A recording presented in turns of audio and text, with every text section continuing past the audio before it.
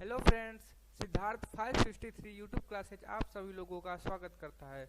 I hope आप सभी लोग अच्छे होंगे। आज हम इंग्लिश सब्जेक्ट के बीए सेकेंड सेमेस्टर की इंग्लिश पोएट्री से कुछ महत्वपूर्ण प्रश्नों को करते हैं। तो चलिए बिना देर किए हुए अपनी क्लास को स्टार्ट करते हैं। तो आपका पहला क्वेश्चन है, lyrics poems written in stanzas are are of irregular length are. Correct. Lyrics क्या होता है? गीतात्मक कविता। क्या होती है? गीतात्मक कविता। यानी गीतात्मक कविताएं लिखी जाती हैं इन स्टेंजा, जो होता है आपका छंद। स्टेंजा क्या होता है? छंदों। यानी छंदों में लिखी गई गीतात्मक कविताएं अनियमित लंबाई की होती हैं। ऑप्शन नंबर आपका ए है regular odes, option number B है पेंड्रियक ऑर्ड्स, और सी ऑप्शन है आपका हॉर्टियन ऑर्ड्स, और डी ऑप्शन है आपका इरेगुलर ऑर्ड्स। तो आपका D will be right answer. यानी जो छंदों में लिखी गई गीतात्मक कविताएं अनियमित लंबाई की होती हैं उसे इरेगुलर ऑर्ड्स कहते हैं। यानी ऑप्शन नंबर आपका डी बिल्कुल करेक्ट होगा। बी नंबर आपका क्वेश्चन है, सेकंड नंबर है, हॉर्टियन ऑर्ड्स इज नेम्ड आफ्टर। हॉर्ट से प्लूटो, अरस्तु, डी आपका है एड्स। यानी हॉर्टियन ऑर्ड्स इज नेम्ड आफ्टर। हॉर्टियन स्रोत का नाम किसके नाम पर रखा गया है? ऑर्ड्स मतलब होता है आपका स्रोत। ठीक है, तो क्या हो जाएगा आपका आंसर? हॉर्स। यानी हॉर्स के नाम पर हॉर्टियन रखा गया है। ठीक है, यानी A will be right answer होगा आपका। तीसरा नंबर क्वेश्चन है, दिया है how many kinds of odes are there in English poetry. English poetry में कितने प्रकार के ओट्स होते हैं? इंग्लिश पोएट्री में कितने प्रकार के आपके ओट्स होते हैं? ऑप्शन है आपका वन ओनली, यानी केवल एक। ऑप्शन नंबर बी है टू काइंड्स, दो प्रकार के। ऑप्शन नंबर सी है थ्री काइंड्स, तीन प्रकार के। ऑप्शन नंबर फोर है फोर काइंड्स, यानी चार प्रकार के। तो आपका आंसर क्या हो जाएगा? Four kinds. इंग्लिश पोएट्री में ओट्स कितने प्रकार के होते हैं? तो आपका कितने प्रकार के हो जाएंगे? चार प्रकार के होते हैं। ठीक है, फोर्थ नंबर आपका जो क्वेश्चन है, Milton's nativity ode was written on. Milton का जन्म स्रोत लिखा गया है। नेटिविटी ओड मतलब होता है जन्म स्रोत। क्या होता है आपका? जन्म स्रोत। ठीक है, तो ऑप्शन नंबर आपका ए है world war, option number B है आपका ड्रामा, ऑप्शन नंबर सी है आपका पोएट्स, और ऑप्शन नंबर क्या है आपका डी क्रिस्ट्स नेटिविटी। तो वर्ल्ड वार मतलब होता है विश्व युद्ध, ड्रामा मतलब होता है आपका हिंदी होती है जो, और नाटक होता है, और पोएट्स मीन्स होता है कवि, और क्रिस्ट्स नेटिविटी मतलब होता है मसीह का जन्म। मसीह का जन्म। ठीक है, तो मिल्टन्स की जो नेटिविटी ओड है कहाँ से लिखी गई हैं? क्रिस्ट के नेटिविटी से लिखी गई हैं। ठीक है, ऑप्शन नंबर आपका D will be right answer. तो ये 5 क्वेश्चन पे आगे बढ़ते हैं। 5 नंबर आपका क्वेश्चन है, realism is the most important content of. Content मतलब होता है आपका सामग्री। कंटेंट मतलब क्या होता है आपका? सामग्री। ठीक है, और रियलिज्म का हिंदी अर्थ होता है यथार्थवाद। यथार्थवाद कर रहा है कि यथार्थवाद का सबसे मुख्य महत्वपूर्ण सामग्री क्या है? ऑप्शन नंबर ए है romantic poetry, option number B है आपका metaphysical poetry, option number C है आपका मॉडर्न पोएट्री, और ऑप्शन नंबर डी है जो आपका प्यूरिटैनिक पोएट्री। ठीक है, यानी इसकी हिंदी देख लीजिए एक बार। रोमांटिक पोएट्री मतलब होता है रोमांटिक कविता, और मेटाफिजिकल पोएट्री होता है आपका तत्व मीमांसा कविता। तत्व मीमांसा कविता। और ऑप्शन नंबर आपका सी है मॉडर्न मतलब आधुनिक कविता, और डी है आपका शुद्धतावादी। यानी ऑप्शन नंबर डी है आपका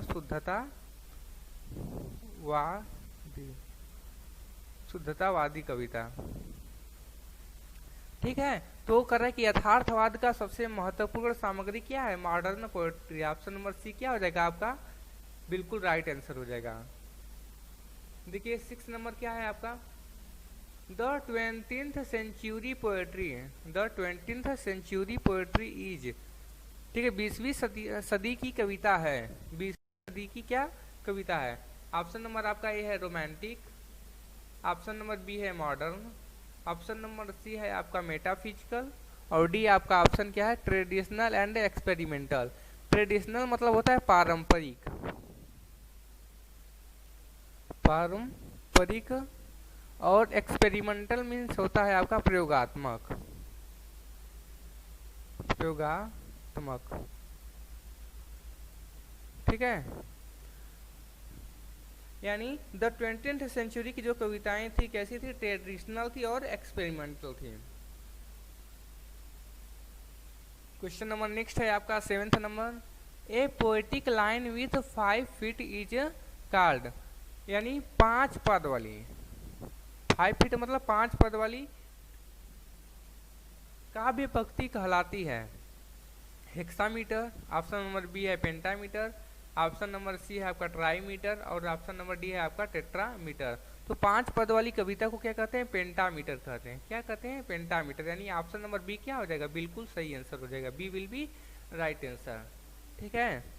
9 नंबर क्वेश्चन है आपका, ए सॉन्ग ऑफ सारो, एक शोक का गीत, एक शोक का गीत, स्पेशली मतलब विशेष रूप से या मुख्य रूप से, for the dead is called, यानी विशेष रूप से जो मृतकों के लिए शोक गीत गाया जाता है उसे क्या कहते हैं। विशेष रूप से मृतकों के लिए एक शोक गीत जो होता है उसे क्या कहते हैं, स्टायर होता है। स्टायर मतलब होता है आपका व्यंग्य, व्यंग्य गीत। इलिजी मतलब होता है शोक गीत, और ऑप्शन नंबर सी है आपका ब्लड मतलब गाथा गीत,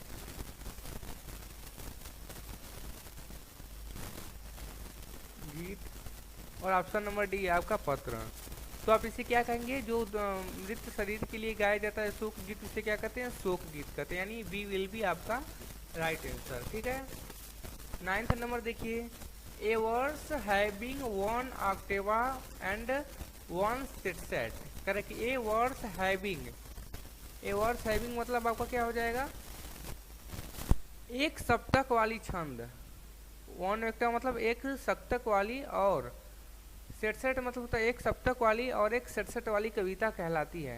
ए ऑप्शन आपका शेक्सपियरियन सोनेट, बी ऑप्शन है आपका ओड, सी ऑप्शन है आपका मोनोलॉग, और डी ऑप्शन है आपका इटालियन सोनेट, ठीक है। तो उसे क्या कहते हैं, शेक्सपियरियन सोनेट कहते हैं, यानी जिसमें सप्तक छंद हो और क्या हो, सेट हो, उसे क्या कहते हैं, शेक्सपियरियन सोनेट कहते हैं। 10 नंबर आपका क्वेश्चन है, a verse of 14 lines with 3 quarters and 1 couplet called, correct. ये कविता जिसमें 14 पंक्तियां हो, 14 मतलब क्या होता है 14 पंक्तियां हो, किसके साथ, 3 क्वार्टर्स, क्वार्टर्स मीन्स होता है आपका चौपाई,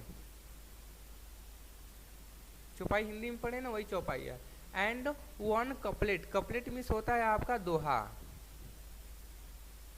यानी एक 14 लाइन की पंक्तियों की कविता में 3 क्वार्टर्स और 1 कपलेट हो उसे क्या कहेंगे। तो आपका ऑप्शन है क्या है, इटालियन सोनेट, बी ऑप्शन है आपका मिल्टोनिक सोनेट, सी आपका है स्पेंसरियन सोनेट, और डी ऑप्शन है आपका शेक्सपियरियन सोनेट। तो उसे क्या कहते हैं, शेक्सपियरियन सोनेट कहते हैं, शेक्सपियरियन सोनेट कहते हैं, यानी D will be right answer होगा, ठीक है। 11th नंबर आपका जो क्वेश्चन है, ए वर्स, एक कविता ऑफ 2 लाइन्स, 2 लाइनों 2 पंक्तियों की, राइमिंग मीन्स होता है आपका तुकबंदी, राइमिंग मीन्स क्या होता है, हिंदी आपकी होती है तुकबंदी, ठीक है। A verse of 2 lines rhyming at the end is known, यानी जो तुकबंदी होती है उसके अंत में समाप्त होती है उसे किसके नाम से जाना जाता है, स्टेंजा मतलब होता है छंद के नाम से, या ट्रेसेट के नाम से, या ऑक्टेवा के नाम से, या डी होता है आपका कपलेट के नाम से। तो उसे किस नाम से जानेंगे, कपलेट के नाम से जानते हैं, ठीक है, यानी दोहा के नाम से जानते हैं। कपलेट क्या होता है, दोहा। 12th नंबर आपका क्वेश्चन है, verse of 14 lines, verse of 14 line is called a, correct. 14 line की पंक्तियों की कविता को क्या कहते हैं हम?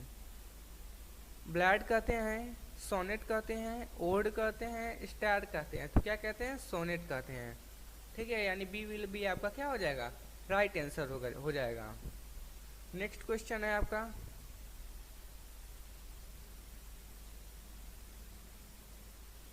The 8 lines pentameter was first used by.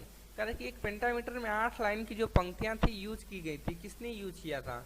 John डोनिनी, B option है आपका विलियम ब्लैक ने, और जो सी ऑप्शन है आपका जॉन मिल्टन ने, और डी ऑप्शन है आपका स्पेंसर ने। ठीक है, तो किसने किया था? स्पेंसर ने किया था। नेक्स्ट क्वेश्चन है आपका 14 number, a 4 line stanza is known as. 4 line की पंक्तियों को क्या कहते हैं? 4 लाइन की पंक्तियों की कविता को क्या कहते हैं? छंदों को क्या कहते हैं? क्विटेंट कहते हैं, बी ऑप्शन है आपका क्वार्टरन कहते हैं, सी आपका ऑप्शन है क्वाड्रिपल कहते हैं, या डी ऑप्शन है आपका क्वांटम कहते हैं। तो इसे क्या कहते हैं? क्वार्टरन कहते हैं। यानी 4 लाइन पंक्तियों की छंदों को क्या कहते हैं? चौपाई कहते हैं, चौपाई। ठीक है, नेक्स्ट क्वेश्चन है आपका 15th number, English poetry is divided into. English कविताओं को कितने भागों में बांटा गया है? 2 पार्ट्स में ऑप्शन नंबर ए है, बी ऑप्शन है 3 पार्ट्स है, सी ऑप्शन है 4 पार्ट्स है, और डी ऑप्शन है आपका 9 पार्ट्स। तो इंग्लिश की कविताओं को 9 भागों में बांटा गया है। कितने भागों में बांटा गया है? 9 भागों में, यानी D will be right answer.